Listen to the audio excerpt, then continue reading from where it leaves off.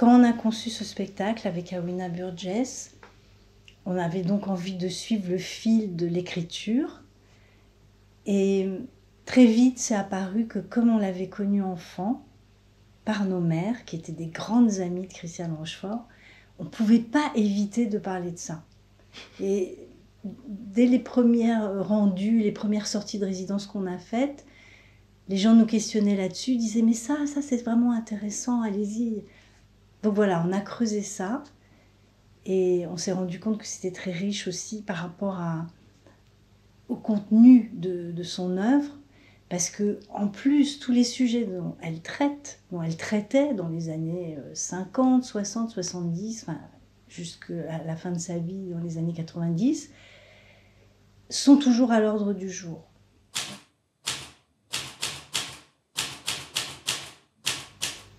Moi, je trouve que la liberté qu'on trouve dans l'écriture de Christiane Rochefort s'apparente à ce que la Nouvelle Vague a apporté au cinéma, c'est-à-dire qu'elle bouscule les cadres, et il y a, je trouve, quelque chose de très novateur, quoi. C'est très singulier. Quand je lis du Christiane Rochefort, parfois j'entends un ton, j'entends Anna Karina, j'entends...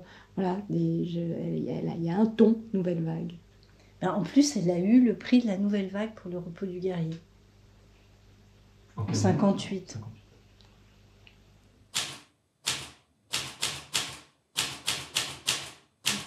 Pour nous, c'était très important qu'il y ait des textes sur la nature. Voilà, par exemple, il y a un texte très beau sur l'histoire de deux outardes à la fin du spectacle, et ça, vraiment, c'est Christiane, quoi. Ce rapport-là à la nature, tout ce qu'on...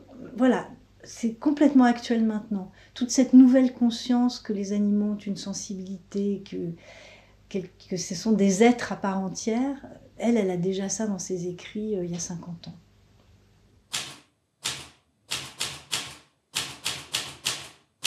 La scénographie donc, a été faite par Jean-Baptiste Manessier, qui a eu cette magnifique idée du papier qui,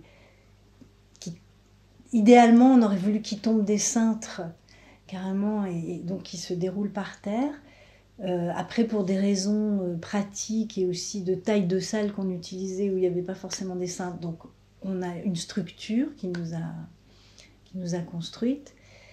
Et puis, moi, je ne souhaitais que ne pas illustrer la vie de Christiane Rochefort, d'être dans l'évocation, à travers des objets, à travers des images, donner plus des sensations que des choses illustratives qui raconteraient sa vie.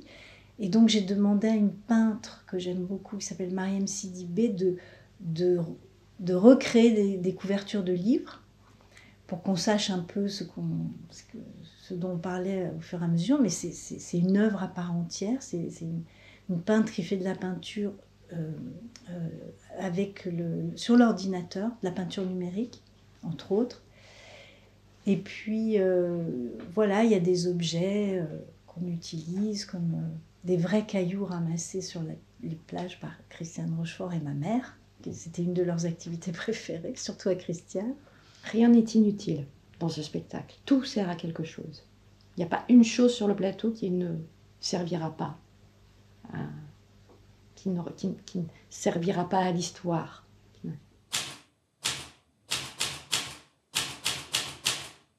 J'ai fait appel à Gérald Karlikov, qui est un grand éclairagiste. Et pour moi, la lumière, c'est très important. J'en ai fait aussi... au long des années, j'ai eu aussi cette activité, donc pour moi c'est très important.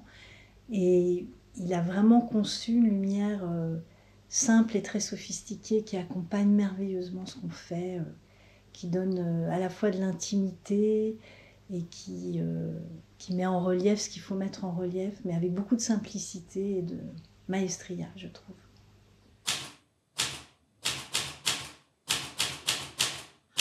Une de mes chansons préférées, For No One, c'est un petit bijou. Il raconte en quelques strophes ce qui se passe à l'intérieur d'un être lors d'une rupture amoureuse. C'est absolument, c'est phénoménal cette chanson, parce qu'elle est d'une simplicité, d'une efficacité, c'est prodigieux, quoi. J'adore cette chanson, elle me fait pleurer tout le temps.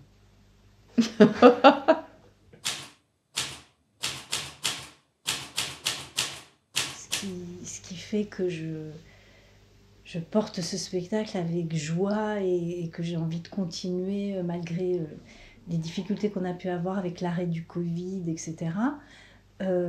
C'est qu'on a des très bons retours sur le spectacle, c'est-à-dire que les gens sont touchés soit parce qu'ils connaissent Christiane Rochefort et c'est un écho chez eux du fait qu'ils l'aiment, parce qu'en général quand les gens connaissent Christiane Rochefort ils sont fans, franchement c'est quelque chose d'assez remarquable à voir. Ou alors les gens nous remercient de la faire connaître.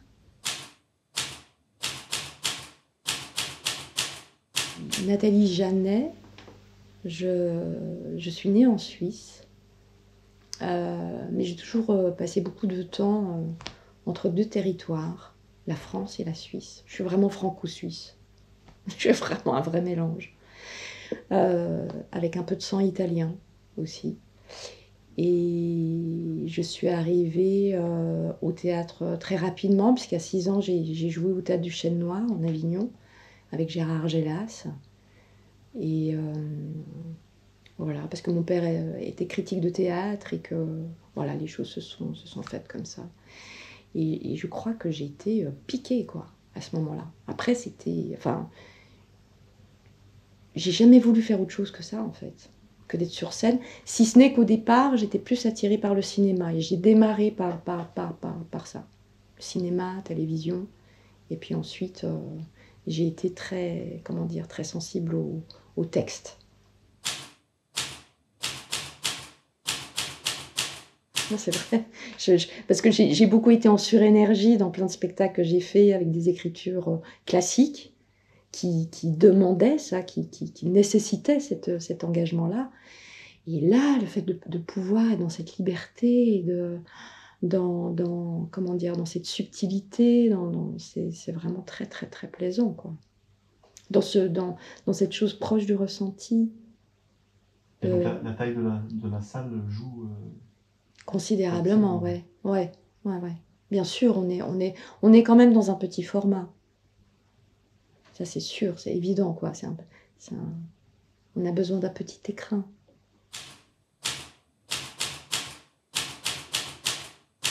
Orit Mizrahi, je suis comédienne, metteuse en scène et éclairagiste. J'ai exploré ces 3 territoires et j'ai la chance, avec C'est bizarre l'écriture, d'avoir pu faire une mise en scène dans laquelle je joue, ce qui n'est pas forcément facile. Mais j'étais très motivée. Voilà, j'ai eu la chance dans mon parcours aussi de rencontrer la manipulation de marionnettes avec Grégoire Caille au CDN de Strasbourg, au TJP CDN de Strasbourg. J'ai fait aussi du clown. Bref, je me considère comme une amante du théâtre.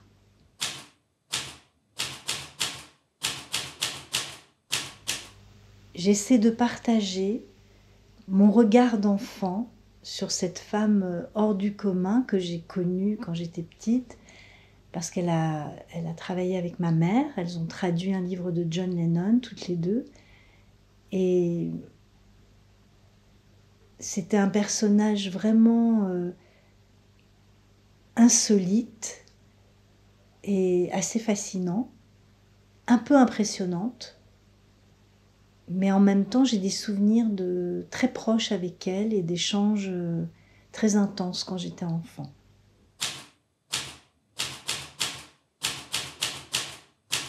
Je pense qu'il y a une originalité de Christiane Rochefort parce qu'elle a une façon d'amener ça très concrète et très vivante et drôle. Elle ne se prend pas au sérieux, c'est ça qui est bien, tout en prenant le fond de l'affaire au sérieux, on va dire ça comme ça. Mais donc c'est pas forcément que personne n'en aurait parlé, mais c'est que elle a vraiment une originalité. Et en plus, elle a une description très concrète des choses. qui, je pense, peut vraiment nourrir des gens qui seraient curieux de comment ça se passe quand on écrit, quand on crée. Et elle veut vraiment désacraliser l'acte.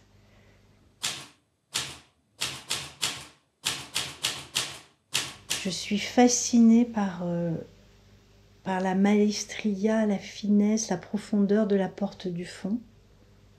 Je trouve que c'est un livre extraordinaire sur l'inceste, qui analyse les rapports de force et les manipulations d'un adulte sur un enfant d'une façon incroyable. Et l'écriture est parfaite. Et la particularité de Christiane Rochefort, c'est qu'il y a une écriture par livre. Il y a un style et une écriture. C'est pas la même chose à chaque fois, du tout. C'est-à-dire on retrouve la même verbe, la même fluidité, mais c'est adapté au sujet.